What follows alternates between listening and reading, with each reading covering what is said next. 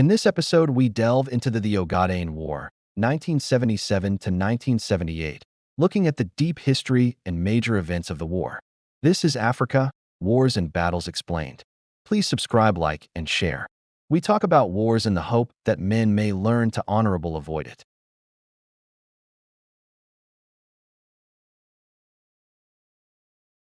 Time frame and actors. A war compressed in months, rooted in centuries.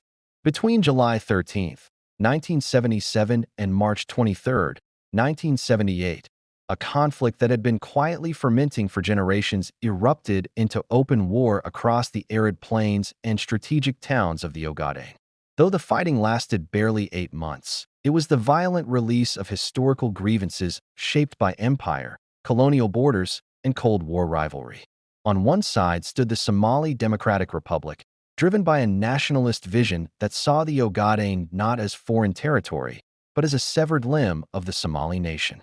Alongside Somalia fought the Western Somali Liberation Front, WSLF, an insurgent movement rooted in the Ogaden itself, composed largely of ethnic Somalis who viewed Ethiopian rule as imposed and illegitimate. Opposing them was the People's Democratic Republic of Ethiopia, governed by the Derg, a revolutionary military junta struggling to assert control over a fractured state after the fall of Emperor Haile Selassie. As the war escalated, Ethiopia became the focal point of a dramatic Cold War realignment. The Soviet Union, once Somalia's principal patron, shifted decisively to Ethiopia, seeing it as the more strategically valuable ally. Cuba and South Yemen followed, transforming what began as a regional conflict into one of the most direct proxy wars fought on African soil during the Cold War. Historical origins and the deep roots of conflict. Pre-colonial era, land without lines. Long before modern borders were drawn, the Ogaden was part of a vast Somali pastoral world stretching across the Horn of Africa. Its inhabitants were overwhelmingly ethnic Somalis, bound together by language, culture, Islamic faith, and a shared way of life centered on nomadic pastoralism. Seasonal migrations followed water and grazing routes rather than fixed frontiers. Authority flowed through clan and subclan structures, negotiated alliances, and customary law, not centralized states. In this world, land was not owned in the modern sense, and sovereignty was fluid. The concept of Ogaden as a discrete political unit emerged not from indigenous governance, but from external powers that would later carve the region into maps and treaties. Colonial partition, borders without consent. The late 19th century brought the scramble for Africa, and with it, the sudden imposition of European borders across the Horn. Britain, Italy, and France divided Somali-inhabited territories according to imperial convenience rather than ethnic or social realities. British Somaliland occupied the north, Italian Somaliland dominated the south and central coast, French Somaliland became modern-day Djibouti, while Ethiopia, never formally colonized, retained control over the Ogaden, secured through diplomatic agreements with European powers. These arrangements fragmented a single cultural region into multiple political entities. After the Second World War, Britain briefly administered parts of former Italian Somaliland and Ogaden, raising Somali hopes for reunification. Those hopes were dashed when international diplomacy returned the Ogaden to Ethiopian sovereignty. The decision left millions of ethnic Somalis outside the borders of the emerging Somali state, planting the seeds of long-term resentment. This colonial legacy crystallized into Somali irredentism, the belief that all Somali-inhabited lands should be reunited into one nation. Ogaden became the most symbolically and strategically important of these lost territories. Independence, nationalism, and diverging paths. In 1960, British and Italian Somaliland united to form the Somali Republic. Independence did not bring closure, it ignited ambition. Somali nationalism was built not only on liberation from colonial rule, but on the promise of Greater Somalia, a vision that explicitly included Ogaden, Djibouti, and Somali-inhabited regions of northern Kenya. This ambition was enshrined in political rhetoric, national symbols, and military planning from the earliest days of the Republic. Ethiopia, by contrast, entered the post-colonial era determined to preserve its territorial integrity. The Ogaden remained under Ethiopian administration throughout the 20th century, but control was never uncontested. Periodic rebellions, clan resistance, and later organized insurgencies challenged Addis Ababa's authority. These tensions intensified after Ethiopia's 1974 revolution, when the old imperial order collapsed and the Derg struggled to consolidate power across a diverse and restive empire. By the mid-1970s, the stage was set. A Somali state driven by nationalist irredentism, an Ethiopian state weakened by revolution, and an Ogaden population caught between them. When war finally came in July 1977, it was not a sudden eruption, but the inevitable collision of history, identity, and geopolitics, post-independence politics, and the Cold War setting. By the late 1960s and early 1970s, the political trajectories of Somalia and Ethiopia had hardened into opposing forces, shaped as much by internal crises as by the global Cold War that hovered over the Horn of Africa. What appeared in 1977 as a sudden clash of armies was, in reality, the convergence of two revolutionary regimes pursuing survival, legitimacy, and ambition in a region of growing strategic importance. Somalia under Siad Barre, revolution, ideology, and national ambition. In October 1969, Somalia's fragile post-independence democracy collapsed. In the aftermath of President Abdirashid Ali Sharmarke's assassination, Mohammed Siad Barre, a senior army officer, led a bloodless military coup. Parliament was dissolved, political parties were banned, and Somalia was rebranded as a revolutionary state governed by the Supreme Revolutionary Council. Barre declared Somalia a scientific socialist republic, aligning the country ideologically with Marxism-Leninism while blending it with Somali nationalism and Islamic rhetoric. With Soviet backing, the regime expanded the military, introduced mass literacy campaigns, and centralized political power. The state became a one-party system, intolerant of dissent and increasingly reliant on security forces to maintain control. At the heart of Barre's legitimacy was the promise of Greater Somalia. The idea was not merely rhetorical, it was institutionalized in education, propaganda, and military doctrine. Maps depicting a unified Somali homeland were commonplace, and Ogaden occupied a central place in the national imagination. Supporting Somali insurgents across the border was framed not as aggression, but as liberation. By the mid-1970s, Barre believed the moment had arrived to turn ideology into action, especially as Ethiopia appeared increasingly unstable. Ethiopia's internal upheaval, revolution, and fragile power. Across the border, Ethiopia was undergoing its most profound transformation in centuries. In 1974, mounting economic hardship, famine, military mutinies, and public unrest culminated in the overthrow of Emperor Haile Selassie, whose rule had spanned more than 4 decades. The monarchy was dismantled, and power fell into the hands of the Derg, a committee of military officers that promised radical reform and national renewal. The revolution, however, did not bring stability. Ethiopia fractured under the weight of ideological struggle, ethnic tensions, and competing armed movements. The Derg declared its commitment to Marxism-Leninism, nationalized land and industries, and sought to remake Ethiopian society through revolutionary force. Yet within the regime itself, power was contested, alliances were fragile, and violence became a primary tool of governance.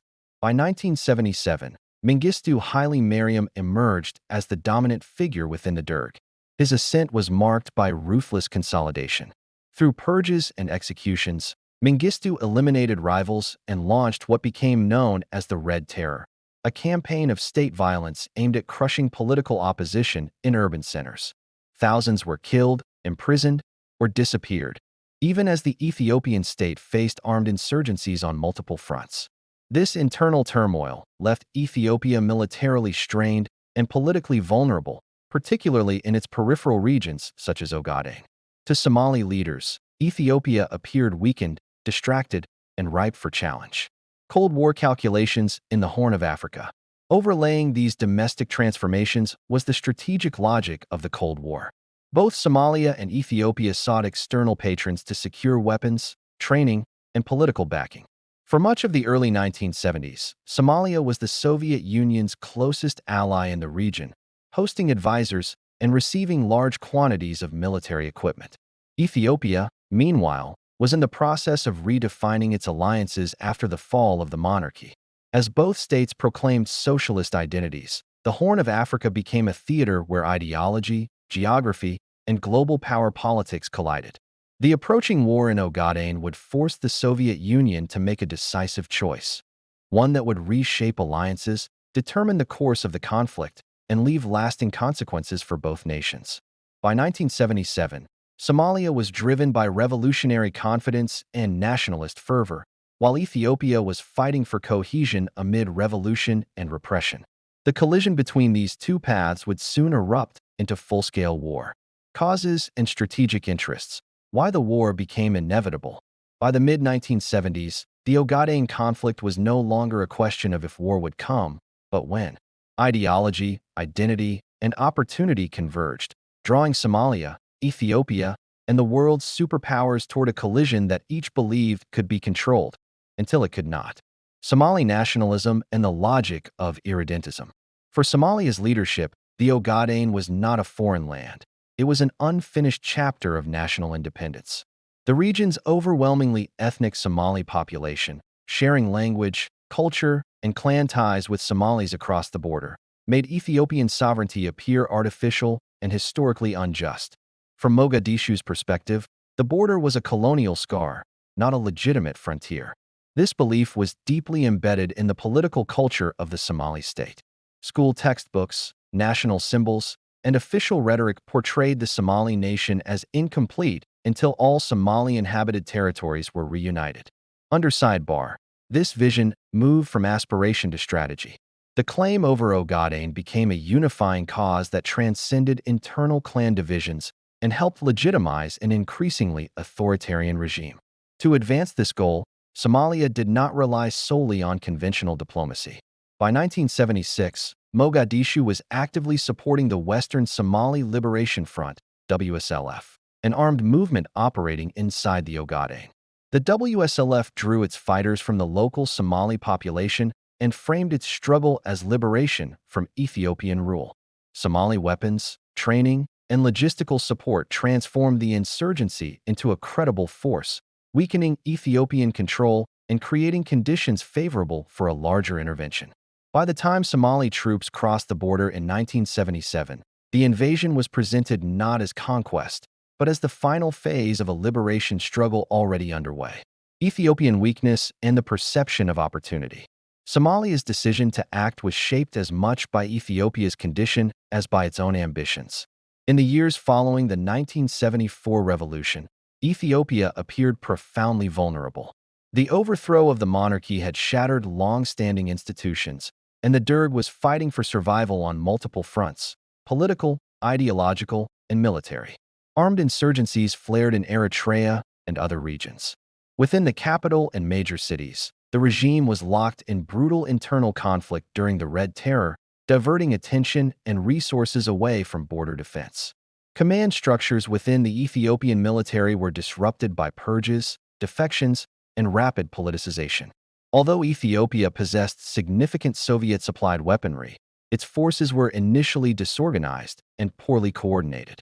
Equipment alone did not translate into readiness. Training was uneven, morale was low, and units in peripheral regions like Ogaden were often understrength and isolated. To Somali planners, this moment looked like a rare strategic opening. Ethiopia was distracted, divided, and overstretched. A swift, decisive campaign, supported by local insurgents, seemed capable of delivering a fait accompli before the international balance could shift. Cold War realignment and the turning point. What Somali leaders miscalculated was the depth of Cold War logic governing the Horn of Africa. Both Somalia and Ethiopia had aligned themselves with the Soviet bloc, receiving military aid, advisors, and political backing. This unusual situation, two rival states sharing the same superpower patron, was inherently unstable. When Somalia launched its full-scale invasion in July 1977, it forced Moscow into a choice. Rather than backing Somalia's bid to redraw borders, the Soviet Union reassessed its strategic priorities. Ethiopia, with its larger population, greater territorial size, and commanding position along the Red Sea approaches, was deemed the more valuable long-term ally. The decision was swift and consequential. Soviet support to Somalia was curtailed, and assistance was redirected to Ethiopia on a massive scale. Airlifts delivered tanks, artillery, aircraft, and ammunition, along with military advisors to reorganize Ethiopia's battered forces. This was not merely resupply, it was intervention. The shift was reinforced by allies. Cuba, acting in coordination with the Soviet Union, deployed thousands of combat troops to Ethiopia, while South Yemen provided additional support. What had begun as a regional war was transformed into a Cold War proxy conflict, with Ethiopia now backed by a coalition capable of overwhelming Somalia's initial gains. This realignment proved decisive. Somalia's early momentum stalled, and the strategic balance swung sharply in Ethiopia's favor. The war's outcome would no longer be determined solely by local grievances or battlefield tactics, but by the weight of global power thrown behind Addis Ababa by late 1977. The causes of the war, national identity, revolutionary instability, and superpower rivalry, had fused into a single, unstoppable force.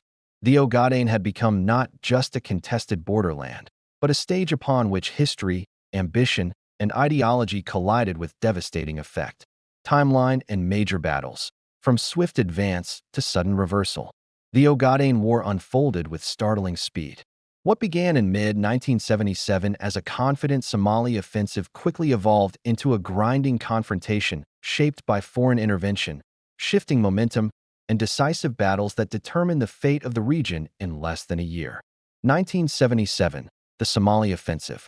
In the early hours of July 13, 1977, Somali forces crossed the border into Ethiopia's Ogaden region in what was now an open and coordinated invasion. No longer operating solely through proxies, Somalia committed regular army units, mechanized infantry, armor, and artillery, working in tandem with fighters from the Western Somali Liberation Front, WSLF. The objective was clear: seize and hold Ogaden rapidly before Ethiopia could stabilize or secure international backing. The first weeks favored Somalia.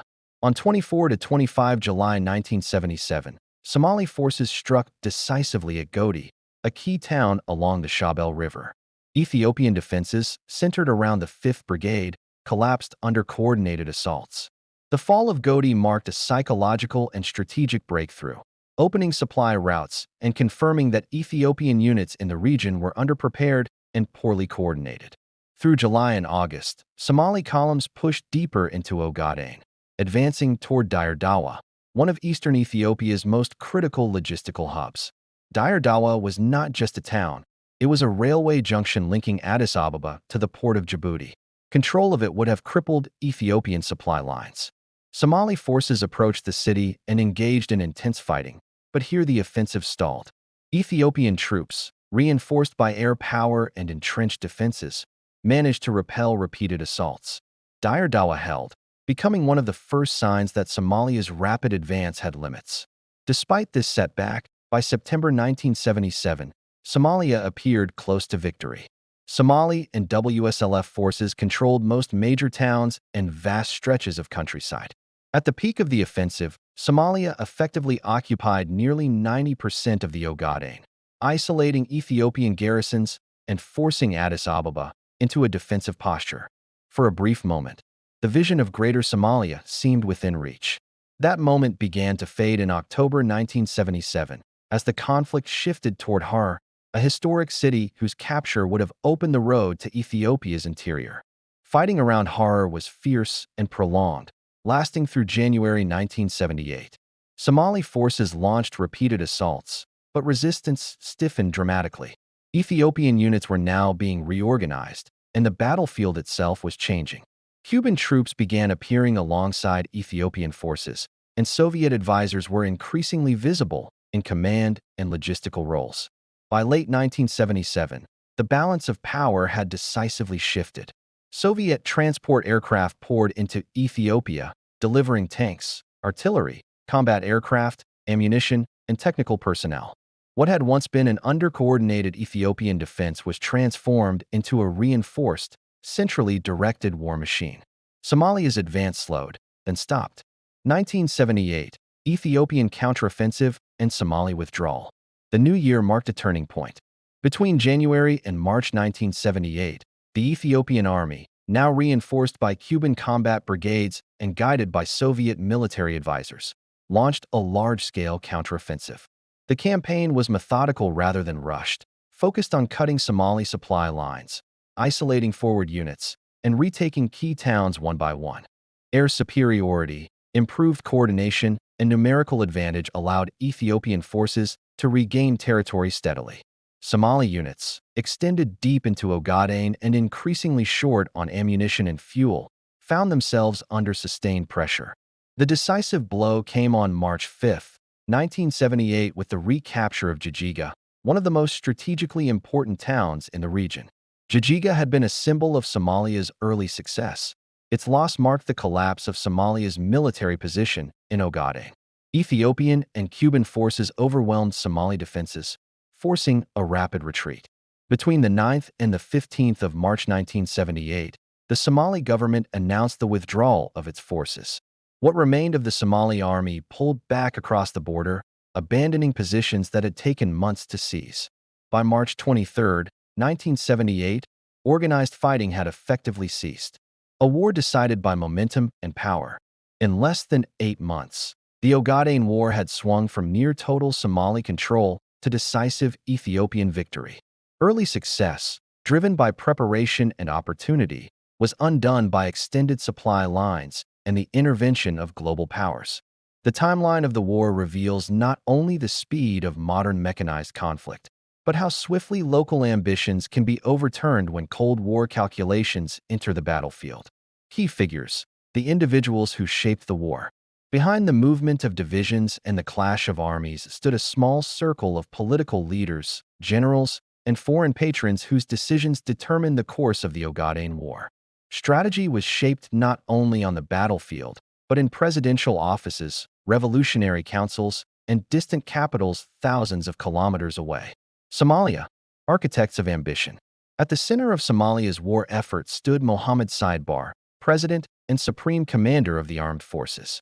Barre viewed the Ogaden not as an external conquest, but as an unresolved national obligation. Years of ideological preparation, military expansion, and propaganda culminated in the decision to invade in July 1977. The campaign was intended to secure Barre's legacy as the leader who completed Somali unification, reinforcing authority at home while projecting strength abroad. Barre's confidence rested on a cadre of experienced military officers who had benefited from years of Soviet training and access to modern equipment. Muhammad Ali Samatar, one of the most senior figures in the Somali military hierarchy, played a central role in planning and overseeing operations. Samatar represented the professional core of the Somali armed forces, disciplined, technically trained, and convinced that Ethiopia's revolutionary chaos made victory achievable. Field operations were directed by commanders such as Abdullahi Ahmed Iro, Abdullahi Yusuf Ahmed, and Mohammed Farah Aidid. These officers coordinated mechanized advances, worked closely with WSLF fighters, and pushed deep into Ogaden during the war's early months. Several would later emerge as influential figures in Somalia's post-war and post-state collapse era, but during 1977 to 1978, each was firmly embedded within the state's military project, executing a campaign built on speed, surprise, and overwhelming force. Ethiopia, revolutionary power under siege. On the Ethiopian side, the war was directed by Mengistu Haile Mariam, chairman of the Derg and the dominant force within the revolutionary regime. Mengistu inherited a country fractured by rebellion, famine, and political violence. The Somali invasion threatened not only Ethiopia's territorial integrity, but the survival of the revolution itself. Defeat in Ogaden would have signaled weakness, potentially encouraging secessionist movements across the empire. Mengistu responded by framing the war as a defense of national sovereignty and revolutionary legitimacy. Under central direction, the Ethiopian military was reorganized even as internal repression continued. Loyal commanders were elevated, and political reliability became as important as battlefield competence. Among those tasked with rebuilding Ethiopia's war effort were commanders such as Tesfaye Gebrekidin and Merid Nagasi, who helped stabilize frontline units and integrate newly arrived equipment and foreign support. Their challenge was immense: to transform disorganized and demoralized forces into a coherent army capable of reversing Somalia's gains. Crucial to this transformation were foreign advisors. Soviet General Vasily Petrov played a key role in coordinating strategy, logistics, and training, effectively reshaping Ethiopia's command structure during the war. Alongside Soviet personnel were Cuban officers, most prominently Arnaldo Ochoa, whose combat experience and leadership helped guide Cuban brigades fighting alongside Ethiopian troops. The presence of these advisors marked a decisive escalation, signaling that Ethiopia no longer stood alone. External powers, decisions made beyond the battlefield. Far from the dust and heat of the Ogaden, the fate of the war was ultimately sealed by decisions taken in Moscow and Havana. Leonid Brezhnev, leader of the Soviet Union, presided over one of the most consequential policy reversals of the Cold War in Africa. Faced with two socialist allies at war, Brezhnev chose Ethiopia as the more valuable strategic partner. That decision redirected vast quantities of military aid, advisors, and diplomatic backing, instantly altering the balance of power. The Soviet shift was reinforced by Fidel Castro, whose authorization of Cuban intervention transformed the conflict. Thousands of Cuban troops, supported by armor and air power, entered Ethiopia not as symbolic allies but as frontline combat forces. Castro framed the deployment as internationalist solidarity, but its effect was unmistakable. Somalia's military advantage evaporated, and Ethiopia regained the initiative. Leadership and consequence. The Ogaden War was shaped as much by personalities as by politics. Ambition in Mogadishu, revolutionary survival in Addis Ababa, and strategic calculation in Moscow and Havana converged in a brief but decisive conflict. The actions of these figures, commanders, revolutionaries, and superpower leaders, ensured that the war's outcome would echo far beyond the Ogaden, reshaping the Horn of Africa for decades to come. Human cost and consequences. The price of 8 months of war. When the guns fell silent in March 1978, the Ogaden War left behind a landscape scarred far more deeply than its short duration might suggest. The conflict reshaped lives, regimes, and regional politics, its consequences rippling across the Horn of Africa for decades. Casualties and displacement. A war paid for in lives. On the battlefield, the human toll was severe. Thousands of soldiers on both sides were killed, often in fast-moving mechanized engagements that left little room for retreat or medical evacuation. Armored columns were destroyed, airfields were bombed, and supply convoys ambushed. By the war's end, dozens of tanks, armored personnel carriers, and combat aircraft lay wrecked across the plains and towns of Ogaden, silent evidence of the intensity of the fighting. For civilians, the war was even more devastating. The Ogaden region, already vulnerable due to its harsh climate and limited infrastructure, became a zone of mass displacement. Villages were emptied as front lines shifted, and communities fled aerial bombardment, ground fighting, and reprisals. Tens of thousands of civilians were killed, and up to 500,000 people were displaced, many forced into refugee camps or driven across borders in search of safety. For pastoralist populations whose survival depended on land and livestock, displacement meant not just temporary hardship, but the collapse of entire ways of life.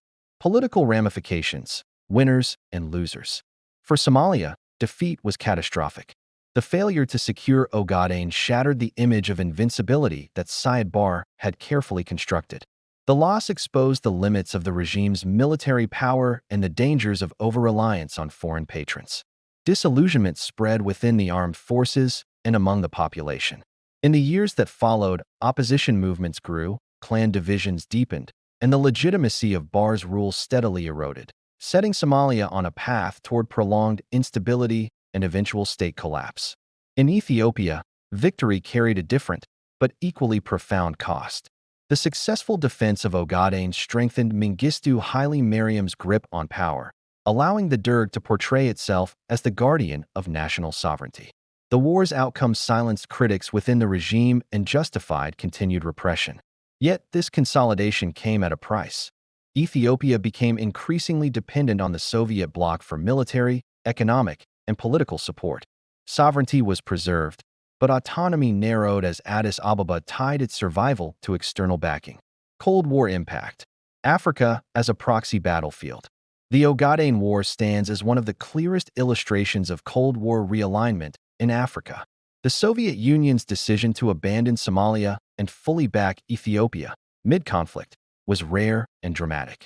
The subsequent deployment of Cuban combat forces transformed the balance of power on the ground, demonstrating how regional wars could be decisively shaped by distant ideological struggles. The conflict underscored a harsh reality for smaller states. Alliances in the Cold War were conditional and transactional.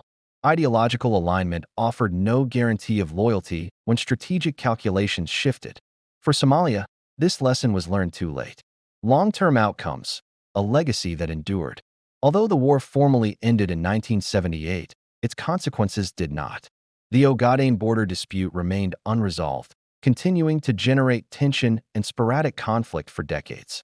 Mutual suspicion hardened into long-term hostility, shaping security policies and diplomatic relations between Somalia and Ethiopia. More broadly, the war deepened regional instability in the Horn of Africa.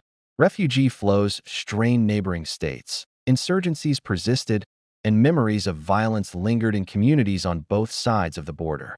The Ogaden War, brief though it was, left a legacy that outlasted the Cold War itself, proof that even short wars can cast very long shadows. Summary of causes and driving forces. How the war took shape. The Ogaden War was not the product of a single decision or a sudden provocation.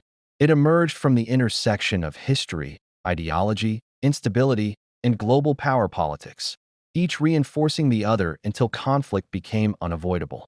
At its deepest level lay a historical claim rooted in identity. Somali irredentism framed the Ogaden not as disputed territory, but as an inseparable part of the Somali nation unjustly detached by colonial borders. The vision of Greater Somalia transformed a regional grievance into a national mission, embedding the Ogaden question in Somalia's political culture, military doctrine, and sense of unfinished independence. For Somali leaders, reclaiming Ogaden was portrayed as correcting history itself. This ambition collided with Ethiopia's post-revolutionary fragility. The overthrow of the imperial system in 1974 shattered long-standing institutions and plunged the country into ideological struggle, internal violence, and armed rebellion. The Derg's authority was contested, its military distracted and disorganized, and its control over peripheral regions like Ogaden visibly weakened. To Somalia, Ethiopia's turmoil looked like a rare strategic opening, one that might never come again. Overlaying these regional dynamics was the decisive influence of the Cold War. Somalia and Ethiopia were both socialist-aligned states competing for the favor of the same superpower patron. When war broke out, the Soviet Union's dramatic realignment, abandoning Somalia and fully backing Ethiopia, reshaped the conflict overnight. The subsequent Cuban intervention, with experienced troops and heavy equipment, transformed Ethiopia's defensive struggle into a successful counteroffensive. Local ambitions were suddenly subordinated to global strategy. On the ground, the conflict was fueled by insurgency and local mobilization. The Western Somali Liberation Front, WSLF, weakened Ethiopian control from within long before the invasion began. Its guerrilla campaign provided Somalia with intelligence, manpower, and a narrative of liberation, blurring the line between internal rebellion and external aggression. Finally, military strategy determined how these forces collided. Somalia's war plan relied on speed, mechanization, and surprise, rapid armored thrusts designed to seize territory before international intervention could alter the balance. Ethiopia's response, once reinforced by foreign support, was the opposite, a methodical counteroffensive built on air superiority, massed armor, and coordinated multinational command. Together, these factors formed a chain of causation: identity feeding ambition, instability creating opportunity, global politics deciding outcomes. The Ogaden War was not simply fought over land. It was fought over history, legitimacy, and power, with consequences that extended far beyond the battlefield. Thank you for watching. Please like, subscribe, and share.